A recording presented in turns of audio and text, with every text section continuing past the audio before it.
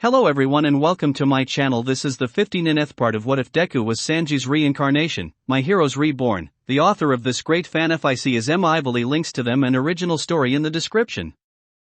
Chapter 59, Still Adjusting to Things. It was the first morning since moving into the dorms. Izuku and Katsuki were having an argument, which several classmates were watching in various degrees of either concern or amusement. "What's going on?" asked Shoji, seeing the two argue. "Bakugo wants to cut out his eye," said Kyoka. "What?" asked Shoji, really unsure how to respond. Kyoka just took a sip of her drink. "Look! You can't just cut out your eye," yelled Izuku. "I was fine in my past life," yelled Katsuki. "That doesn't matter," yelled Izuku. "What are you two arguing about?" asked Momo, looking at the two. "TNT for brains wants to cut out his eye," explained Izuku in Sanji mode. "What?" asked Momo. "Look, I lost my eye in my past life." "I know, I don't need one," yelled Katsuki. "Look, losing an eye is a serious thing," said Momo. "It will be fine," muttered Katsuki. "No, it won't be," yelled both Izuku and Momo. "This is going to be a usual morning, isn't it?" asked Shoji. "Probably," admitted Kyoka. After breakfast, everyone had gathered inside of a gym. "Alright, this is your first time here," said Aizawa. "This is the Training Diningland, or TDL for show." "Wait, isn't that like Tokyo Disneyland?" asked Mina. "How are they not getting sued for that?" "I think it's because Disney doesn't actually own Tokyo Disneyland," said Kyoka with a sweat drop. "Is there a TDS here on campus, and is it better than the TDL?" asked Kaminari. "It should be, because TDS is really that awesome. Anyways, the point for the training for the next 10 days will be coming up with an ultimate move," said Aizawa, ignoring Kaminari's question. Everyone looked at him, though from what he could tell from a few of the reincarnations they knew what he was talking about. However, he knew he couldn't use them as an example of what to do. However, thankfully there was a student who already had such a move that wasn't from a past life.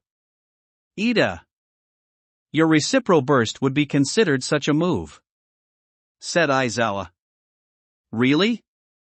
asked Ida, surprised. "I never thought I would have such a move already. With the provisional license exam, I expect all of you to have a move ready before then," said Aizawa. "I have a question, not about any of that, but about the reassessment," said Izuku. Aizawa sighed, expecting a question about that. "It will happen in a few days. I have placed Orchestra Rave in change of it after what happened at the camp," said Aizawa. "Why?" asked Achiko. "Considering one of you fought a high-level criminal with only minor injuries," said Aizawa. Izuku blushed a little when he said that. "Another of you not only fought a Nomu but defeated it and pinned it to a tree," said Aizawa. Momo was blushing a lot when he said that. "Yet another of you used some sort of energy attack that left a massive crater," said Aizawa. Mashireo sheepishly raised his hand at that one. "One of you summoned a unicorn from who knows where," said Aizawa. "It wasn't a unicorn, she's an alicorn and she's from my past life's world," said Toru. Aizawa stared at his invisible student, trying not to twitch. "And the fact that another of you not only remembered a past life but during the feral state of the quirk created tornadoes using swords," said Aizawa. Katsuki just stared at Aizawa. "While one of you did fight a notable serial killer and did a good job, the combination of those 5 things, it was decided it was better for Orchestra Rave to handle it," said Aizawa. "He just doesn't want to deal with us," muttered Katsuki. "Can you really blame him?" asked Mashireo. "I expect the 6 of you to still come up with ideas until the reassessment," said Aizawa. "Also, the rest of you will be able to watch the reassessment. In case you were wondering," Also, I think all of you should be thinking about asking the support department for new gear before the exam. It might help considering what you've learned. Katsuki was grinning. Izuku sighed, knowing he would have to make sure that Katsuki even made it to the support department. After training, thankfully they had time to go to the support department as their therapy session wasn't until later that day. So a group consisting of Izuku, Katsuki, Achiko, Momo and Ida headed to the support department. "I don't need your help making my way here," yelled Katsuki. "Yes you did," sighed Izuku. "So what are you hoping to get?" asked Momo. "I'm planning to see if they could make a pair of swords that can channel my quirk," said Katsuki. "Oh, is that why you only wanted me to make only one sword for you?" asked Momo. Katsuki nodded. A few days beforehand he had asked her to make a custom-made sword for him. Thanks to her own experiences with swords, it was a very good. They made it to the support workshop, and before any of them could open the doors there was an explosion. And suddenly that pink-haired girl from support suddenly crashed into Izuku. Izuku wasn't sure how to respond to this. "Looked like another baby blew up," she muttered. She then noticed the kid under her. "No way!" she yelled, getting up. "It's you! You know me?" asked Izuku in love mode. "Yeah, you're one of the kids who gets taught by Orchestra Rave," she said. Izuku immediately got out of love mode and had a bad feeling. "What?" he asked. She pink-haired support student also noticed Achiko and Momo.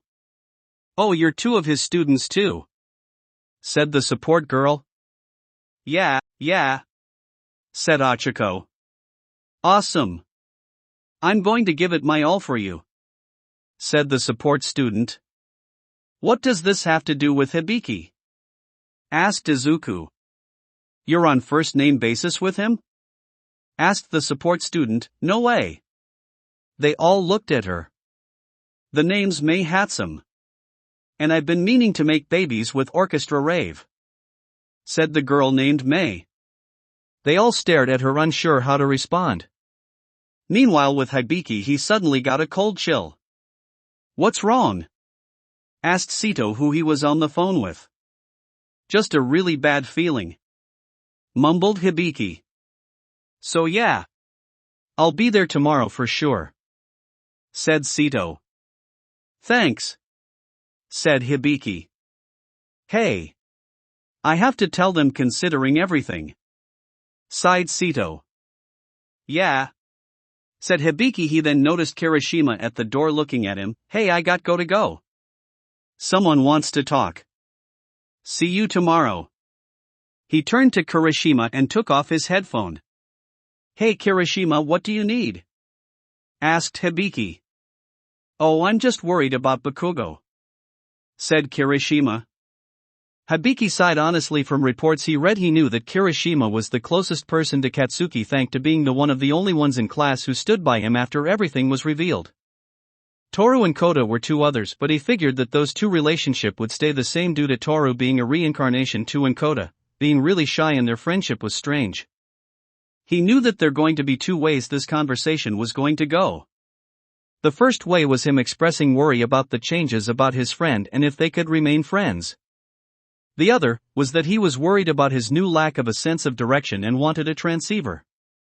"He's not as bad as Mashireo, but he keeps getting lost, and I was hoping that I could get one of those transceivers," said Kirishima. Hibiki smiled at this. However, before he could answer, Aiko did. No, she answered. "Aiko," said Hibiki. "Did you forget what happened at Island? Because I sure do," said Aiko. 80th floor. Hibiki. 80th floor. "It was only once that happened," said Kirishima. "Are you sure?" said Aiko. "Considering that the teachers haven't asked me to put a tracker on him, I have to agree," said Hibiki. "Seriously?" asked Aiko. "Just letting you know, though, I will have to confiscate it if it proves that it wasn't a one-time thing," said Hibiki. Kirishima just sighed at that. Also, you have to help corral Mashireo, said Hibiki. It can't be just your friend. I know, said Kirishima, giving off a big grin. Thankfully, Hibiki had several spare student transceivers in case he ever got more volunteers for taking care of Mashireo and Katsuki. Aiko will give all the transfers a proper update tonight so that they would know that you have one, said Hibiki. Thanks, said Kirishima.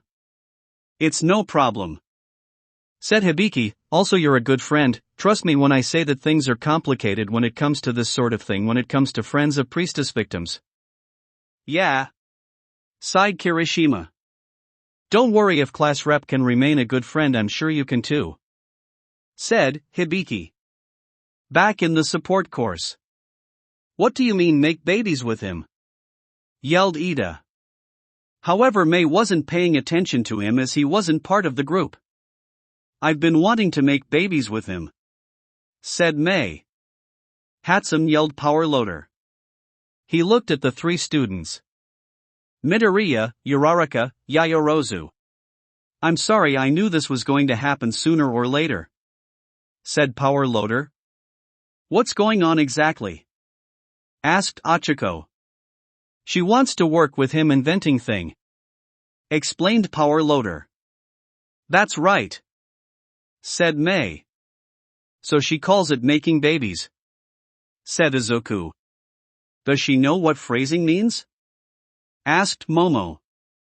What? Asked May. I believe that answers that question, muttered Katsuki. So I think if I show what I can do to his students, then he'll finally make babies with me, said May.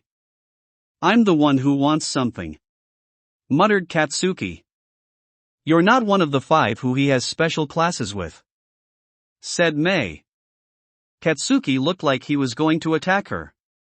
Hatsum, muttered Power Loader. Also, Kaken started joining us in the sessions, explained Izuku. Really? I tried talking to the teachers, but they wouldn't let me into the classes, said May. I tried telling her that they weren't special classes but something else, but she won't listen, said Power Loader. Also, you can just submit what you want and someone else can make it for you.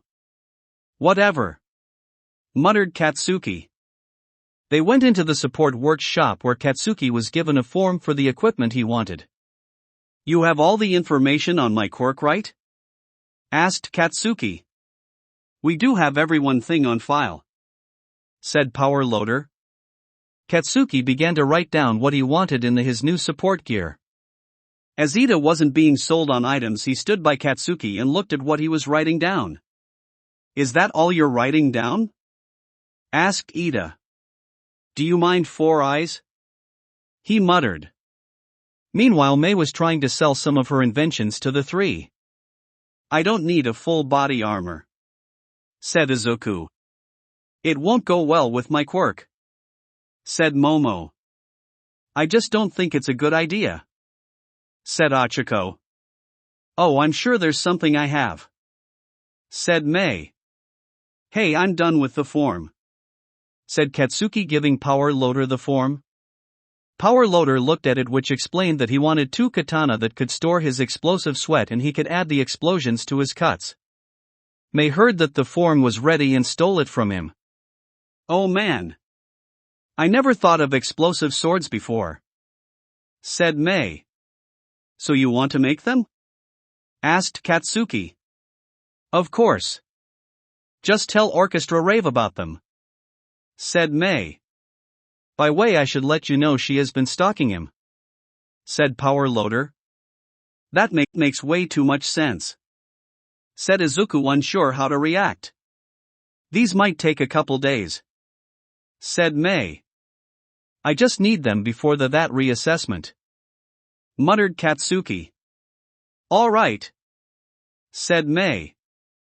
Hopefully it won't end too badly, said Achiko. Everyone but May all stared at her. I mean, she's trying to help, right? Said Achiko. Is it possible to share the blueprints? Said Momo, as it was always good to have backups.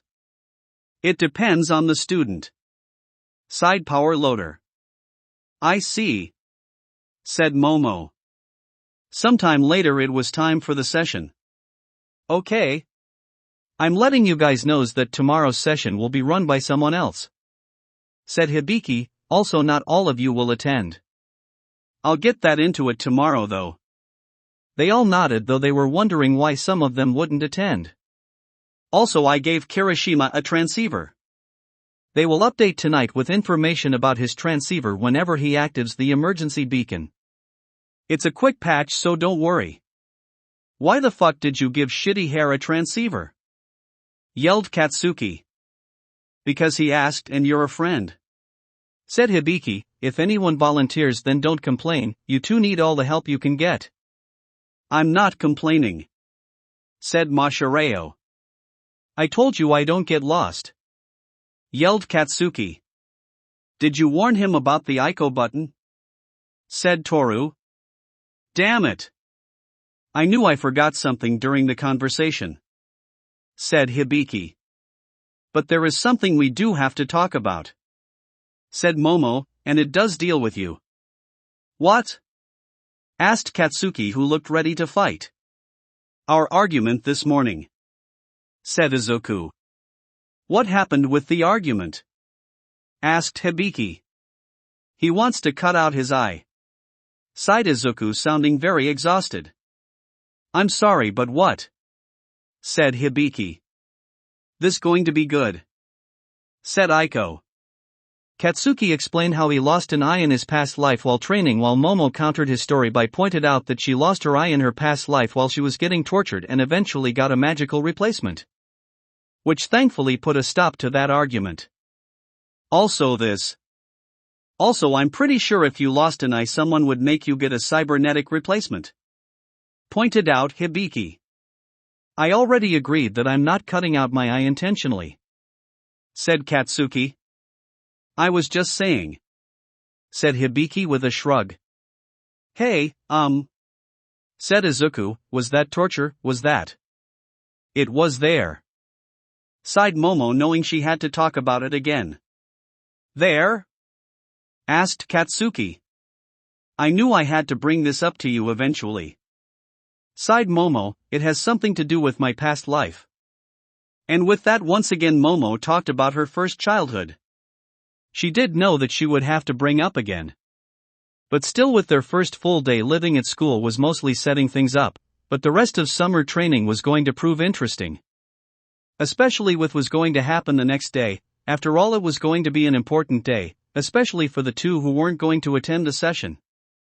That will be it for this part.